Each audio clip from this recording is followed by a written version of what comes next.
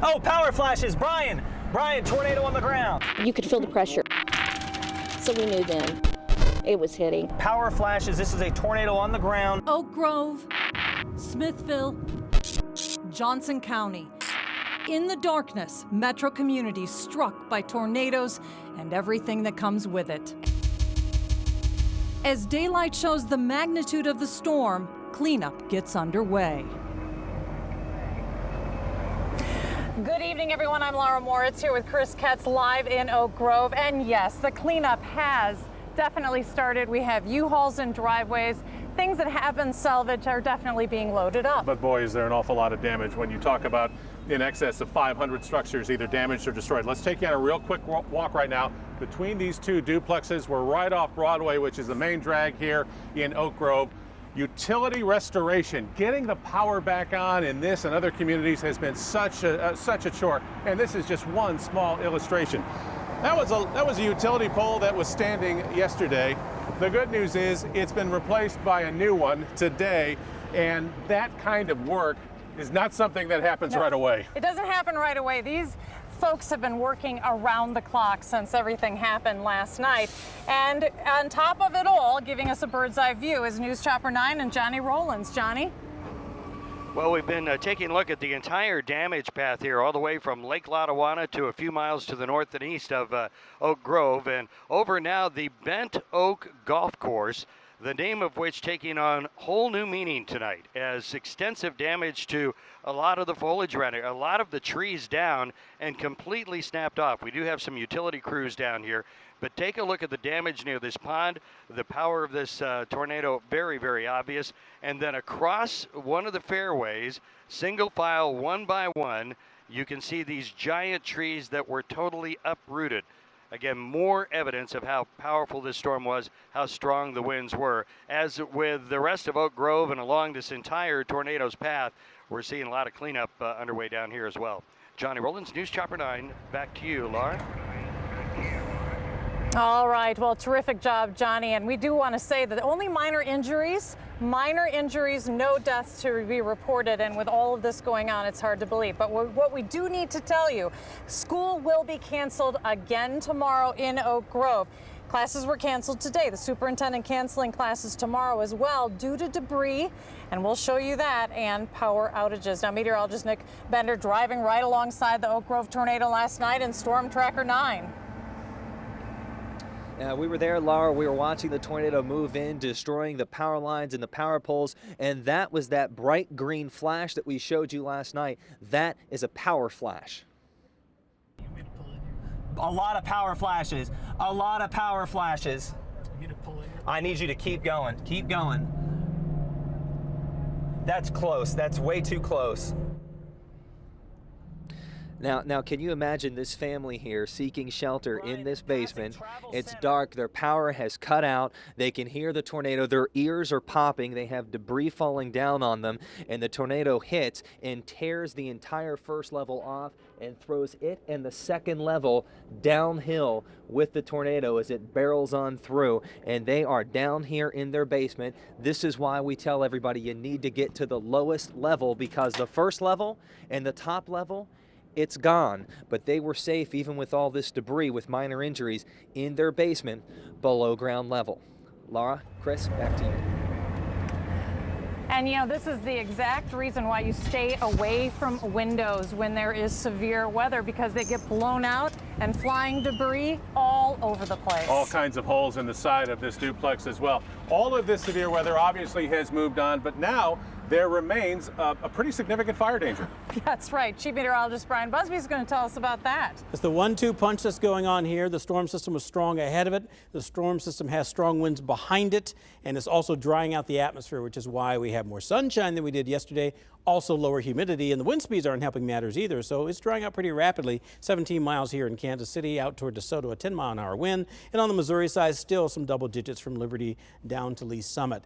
Things are going to remain dry. Looking at First Alert Live radar, we are going to have a quiet night in store for us, but things will be changing into the weekend as it looks like there's another chance of some much-needed rain coming in by Friday into Saturday. And I was out earlier in Oak Grove myself, talking to some of the residents, watching some of the cleanup efforts going on. Lots of thank yous going out for Storm Tracker 9 and the entire crew here at Channel 9 trying to get that first alert out in a timely manner and let folks know exactly what was happening, not only in Oak Grove, but all across our area. Chris, Laura, back to you. All right, Brian, thanks. Missouri Governor Eric Greitens was here as he was touring some of the damage, not just in Oak Grove, but throughout the area. He was in the Kansas City area, specifically in Oak Grove this afternoon. He has declared a state of emergency following the storm. To be down here and to see the tremendous support of people from Oak Grove and all over the state of Missouri who are coming out to support their neighbors, to support their friends, to support their families in a time like this. And you know what, this is obviously incredibly painful and a difficult situation, but to see how this community comes together and how Missourians come together at a time like this is also really inspiring. Since Greitens became governor less than 2 months ago, he's dealt with multiple instances of severe weather, including snow, ice storms, as well as other tornadoes on the east side of the state. Peggy Bright met with some of the people that spoke with the governor today. And Peggy has some of their stories from here in Oak Grove this evening. Peggy? Well, we are standing right in the path that the tornado came through. At the bottom of this hill right here, Hunter Myers had just gotten home.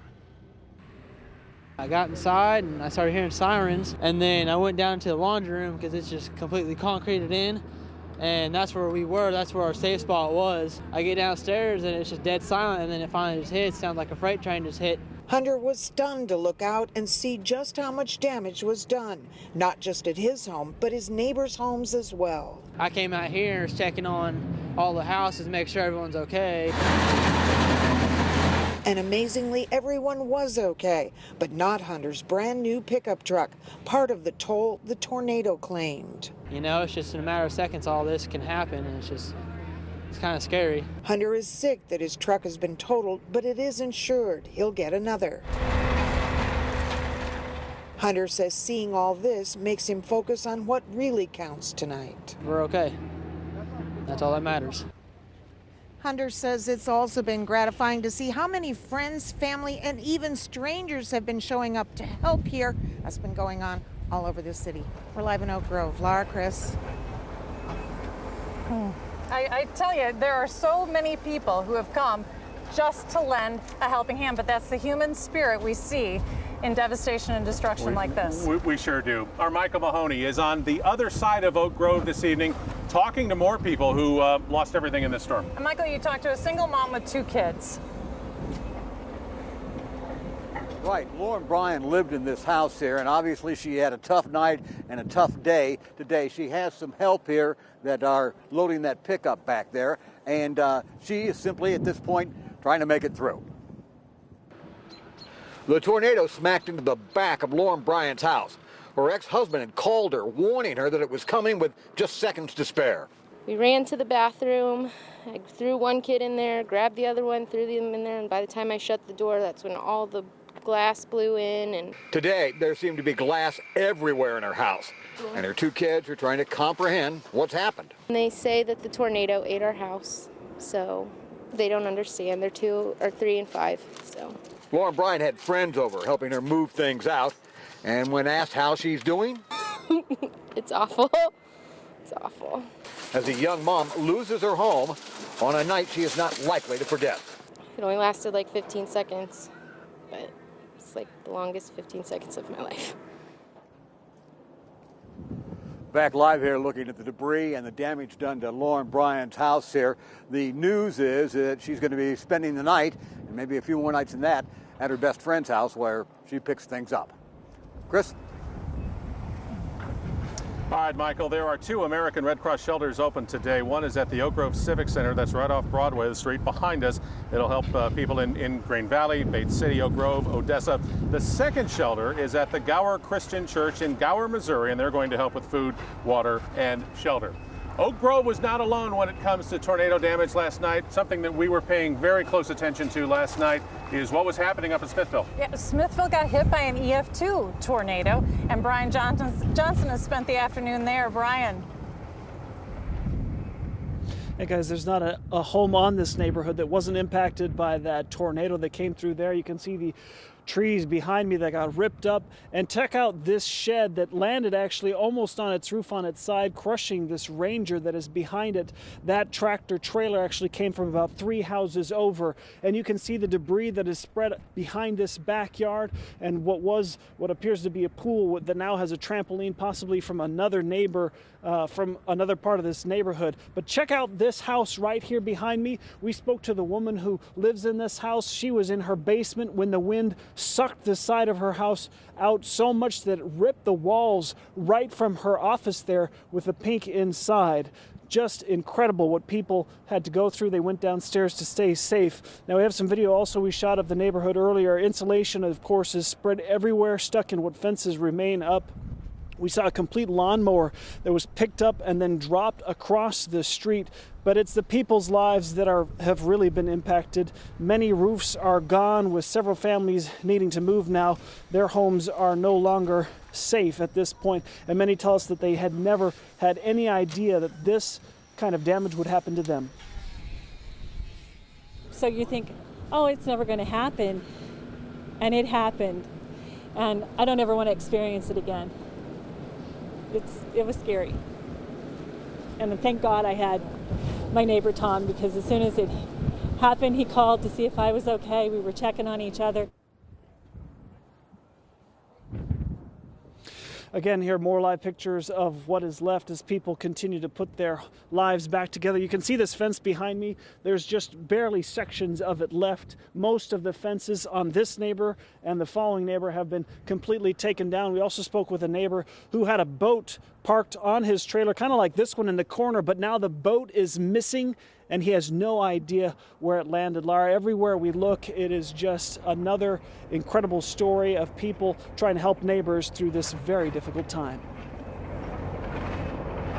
Brian, it's so true. Everywhere we go, the human spirit is so strong. Now, if you live in Smithville and were affected by the storm and you need a place to shelter your dogs, Megan's Paws and Claws is helping Smithville residents. That number on our screen, and I'm also going to tweet that number out. So if you need to put your dog someplace safe, there's a place for you to do that.